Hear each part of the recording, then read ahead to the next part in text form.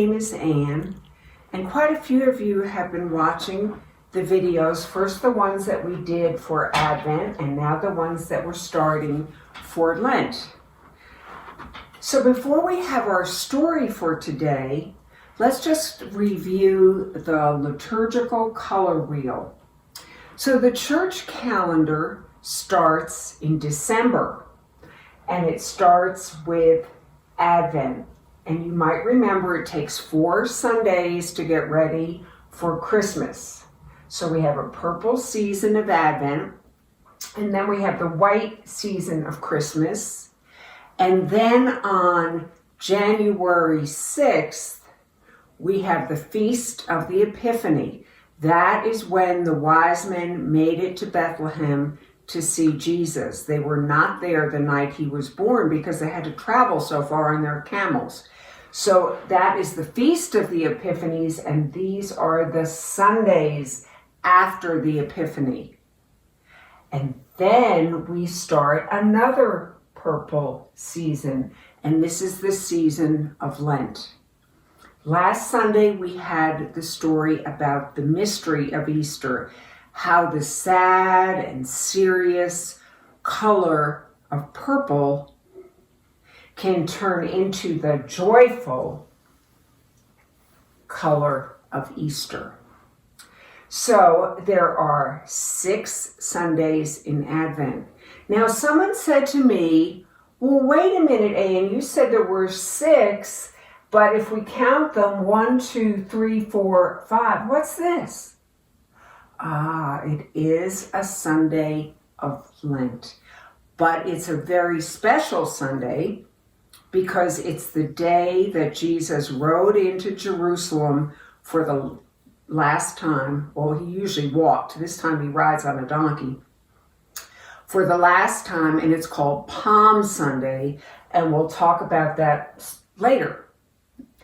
There's another Red Sunday here. There are only 2. This is Palm Sunday and this is Pentecost.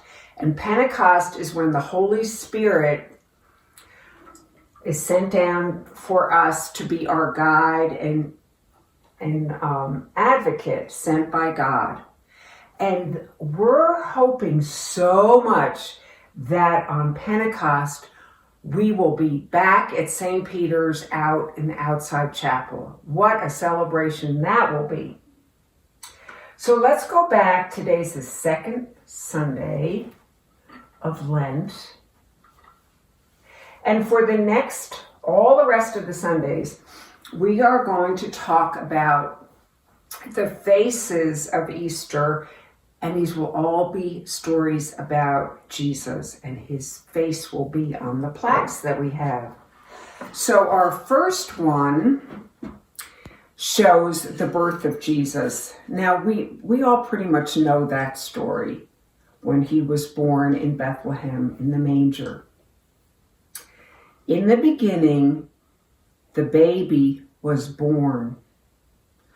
God chose Mary to be the mother of God. Listen carefully. Listen to those words. God chose Mary to be the mother of God, and the Word was born, a wordless child.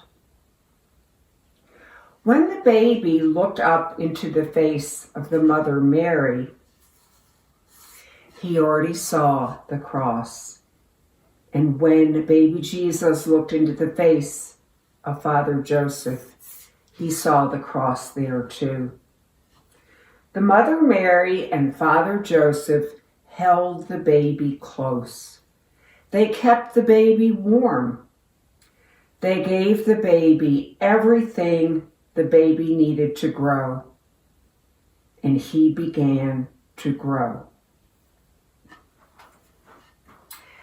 We don't have many other stories about Jesus as a boy. We start with the birth.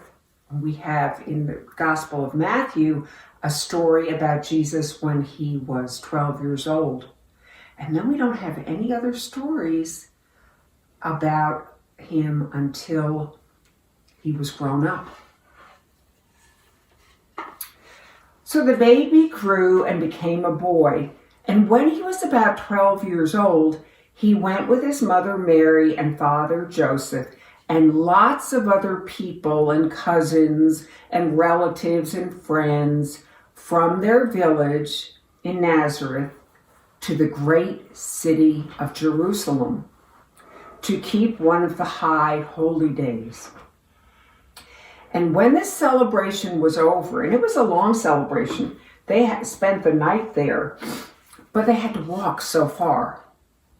So when the celebration was over, the people from Nazareth got together and went out to the great gate and started on the road toward home. But the kids were ahead of the grown-ups, and they were playing and jumping and running. And Mary and Joseph thought that Jesus was up with his friends and cousins. And then they discovered that Jesus was not there. They thought that he had been playing with the other children, but no. They hurried back into the great city of Jerusalem to find him. Now remember, Jesus was only 12 years old. They were very upset and worried. Jerusalem was a big city. And they looked and looked in the dark, narrow streets. Couldn't find him. They looked in the marketplace where they had bought their food. Couldn't find him. They looked at the place where they had spent the night. Couldn't find him. They looked everywhere. They were getting so worried and so upset. And finally, they even looked in the temple. And there he was. He was talking to the rabbis and the scribes and the high priests.